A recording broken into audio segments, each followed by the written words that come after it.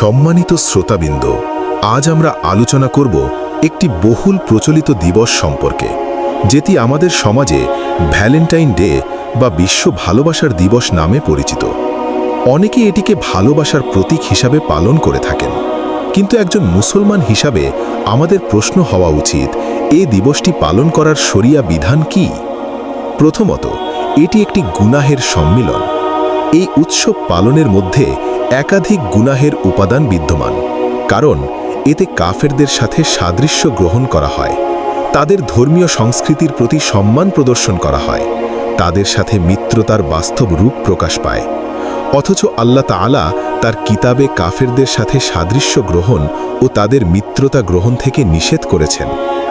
নবী সাল্লাল্লাহু আলাইহি ওয়াসাল্লাম বলেছেন, যে ব্যক্তি কোনো কওমের সাথে সাদৃশ্য গ্রহণ করে সে তাদের দলভুক্ত। এই হাদিস স্পষ্ট করে দেয়, অমুসলিমদের ধর্মীয় উৎসবে অংশগ্রহণ বা তাদের অনুকরণ করা একজন মুসলমানের জন্য মারাত্মক ঝুঁকিপূর্ণ। দ্বিতীয়ত, ভ্যালেন্টাইন হচ্ছেন একজন খ্রিস্টান পাদ্রীর নাম। খ্রিস্টানরা প্রতি বছর 14 ফেব্রুয়ারি এই দিবসটি পালন করে। তারা লাল পোশাক পরিধান করে, লাল গোলাপ বিনিময় করে, উপহার উপঢৌকন দেয়, আনন্দ উৎসব করে। অতএব এটি মূলত একটি পৌত্তলিক ও খ্রিস্টান ধর্মীয় উৎসব। সুতরাং আল্লাহ ও পরকালে বিশ্বাসী কোনো মুসলমানের জন্য এ দিবস পালন করা, এটাকে সমর্থন করা, এ উপলক্ষে শুভেচ্ছা বিনিময় করা জায়েজ নয়।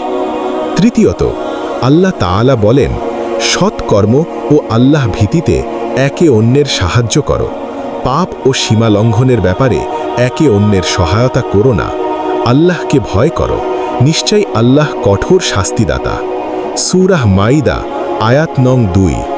অতএব পানাহার, কেনাবেচা, উপহার বিনিময়, পণ্য প্রস্তুত, বিজ্ঞাপন, গোলাপ বিক্রি যদি এ দিবস উদযাপনের উদ্দেশ্যে করা হয়, তবে তা পাপ ও সীমা লঙ্ঘনের সহায়তা হিসাবে গণ্য হবে। এ দিবসে বিক্রেতাদের জন্য সতর্কতা।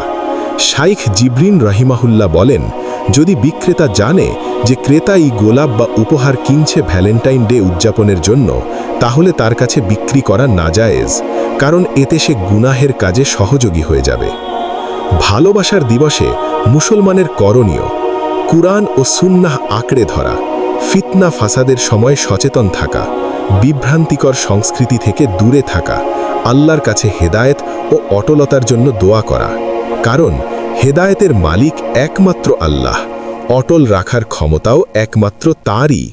সুতরাং একজন সচেতন মুসলমানের কর্তব্য হল আল্লাহ ও তার রাসূলের আহ্বানে সাড়া দেওয়া, আল্লাহের গজব ও শাস্তির কারণ থেকে দূরে থাকা, বিজাতীয় ধর্মীয় উৎসব বর্জন করা। আল্লাহ তাআলা আমাদেরকে সত্য বুঝার ও তার উপর অটল থাকার তৌফিক দান করুন।